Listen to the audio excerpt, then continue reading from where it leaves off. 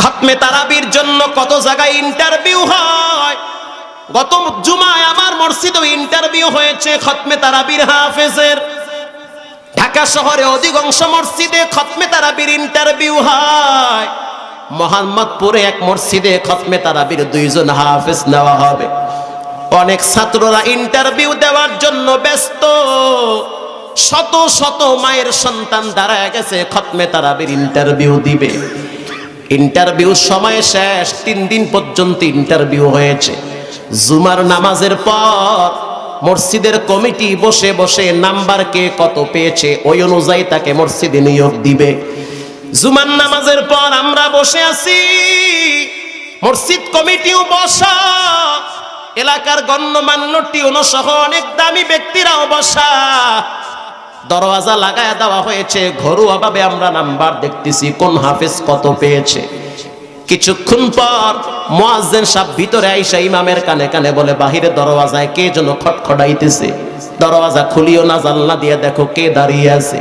মুয়াজ্জিন সাহেব জানলা দিয়ে তাকায় দেখে 2টা বাচ্চা জীর্ণ শীর্ণ পোশাক পরা দরওয়াজার সামনে দাঁড়িয়ে আছে।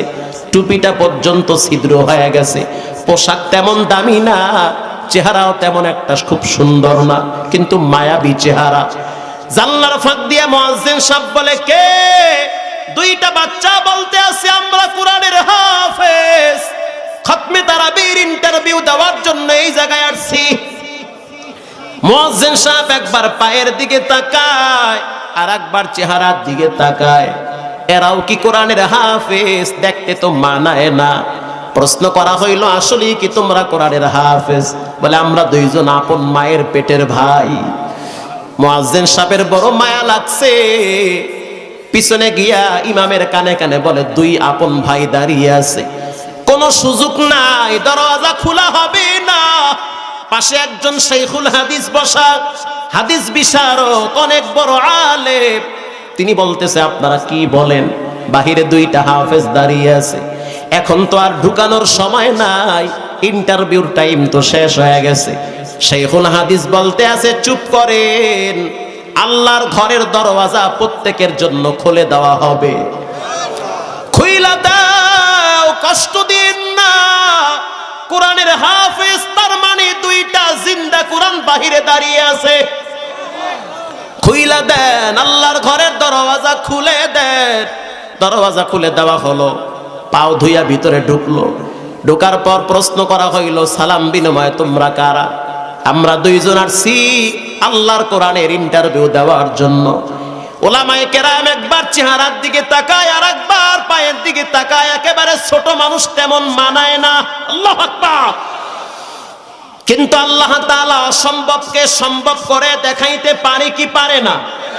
আমার বন্ধুবর, এই যে ঢাকা গুলশান সোসাইটির মসজিদের খতিব মুরতাজ হাসান ফাইজি সাহেব, গত কয়েক মাস আগে না কয়েক দিন আগে তার মাদ্রাসার ছাত্র মারকাজুল ফয়জুল কোরআন, একটা ছেলে গোটা বিশ্বের ভিতরে, কয়েকটা রাষ্ট্রের ভিতরে একেবারে মাত্র 12 বছর বয়স, গোটা পৃথিবীকে তাক লাগায় দিয়া প্রথম স্থান অধিকার করেছে তার মাদ্রাসার ছাত্র। যেই দেশে আল্লাহর কোরআন নাজিল হয়েছে ওই দেশের ছেলেরা পর্যন্ত তার ছাত্রের সাথে পারে নাই। সুবহানাল্লাহ। আস্তে। অসম্ভবকে সম্ভব করে দেখাইতে পারেন কে? টিউনো সাহেব প্রশ্ন করলো, ছাত্র ভাই তোমরা কারা? বলে, আমরা আপন মায়ের সন্তান, 2 জন ভাই। তোমরা কি 30 পারা কোরআনটা শুদ্ধ করে সিনায় ধারণ করেছো? বলে, হ্যাঁ। একটু তেলাওয়াত করে শোনাও, একটু তেলাওয়াত করে শোনাও। ছোট বাচ্চা যেটা বয়স মাত্র 13 বছর 14 বছর, বড়টার বয়স হয়তো 16। ছোটটা বলতে আছে, আমরা বললেই কি আপনারা নিবেন নাকি? আপনারা প্রশ্ন করেন, আমরা 2 ভাই জবাব দিব। একজন আর একজনের দিকে তাকাইতেছি। এমন হাফেজ কোনদিন দেখি নাই, কোনদিন দেখি নাই। ওপেনে সিনা টান করে বলতে পারে, প্রশ্ন করেন জবাব দিব। তার মানে দেখতে মানায় না, কি তোর ভিতরে মাল আছে? কথা কন না। দেখতে মানায় না, কিন্তু ভিতরে আল্লাহর কোরআনের নূর আছে। একজনে বলল, প্রশ্ন পরে হবে, একটু তেলাওয়াত করে শোনাও। ছোট বাচ্চাটা এবার সূরা তাহা শুরু করলো।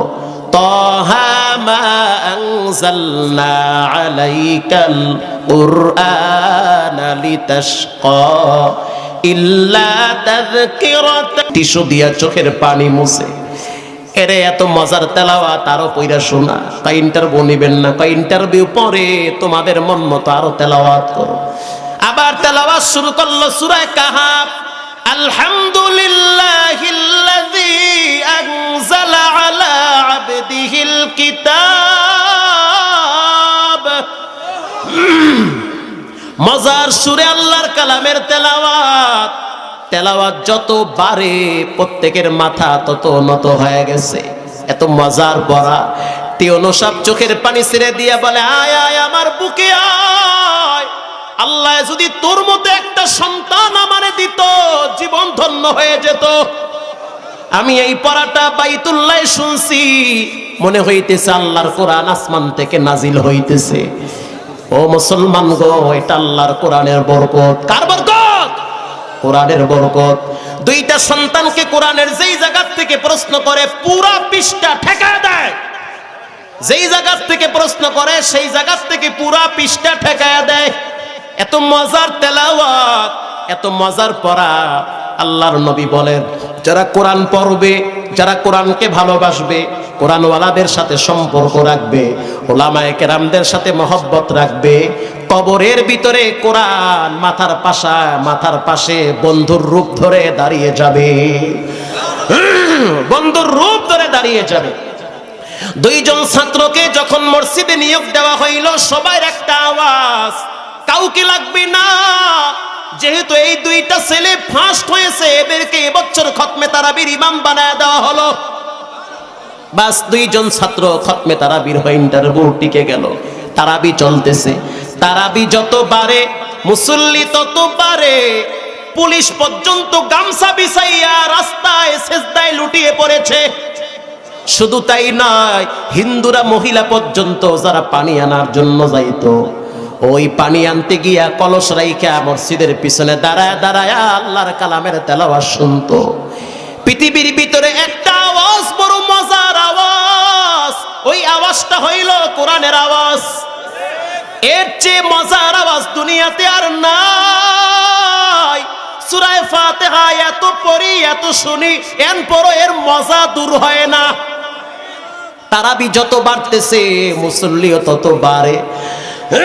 একদিন, দুই দিন, তিন দিন, 14ই রমজান, 14ই রমজান পুরা মসজিদ ফিলা, বাহিরেও জায়গা নাই, উজু খানায় মানুষ গামছা বিছাইয়া সেজদায় লুটিয়ে পড়ে।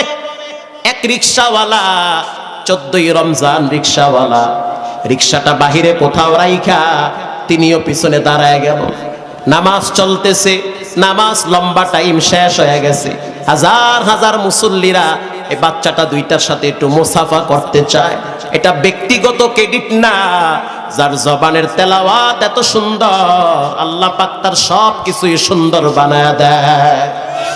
কেউ আইসা বলে একটু বুকটা লাগাও, যেই সিনার ভিতরে আল্লাহর কালাম, আল্লাহ পাক ওই সিনাকে জাহান্নামে পুরাবে না। পিছনে এক মুরব্বী রিকশাওয়ালা চোখের পানি ছেড়ে অজরে কাঁদতেছে বাচ্চার মতো। সব মুসল্লিরা মুসাফা করে আর সিরিয়ালে বাড়ি যায়। এলাকার মানুষ বলে, কি চাচা পেটে ব্যথা? কেন কাঁদেন? বলে, না পেটে ব্যথা না, তবে কলিজায় বড় ব্যথা। কেন কলিজায় ব্যথা বলা যাবে না।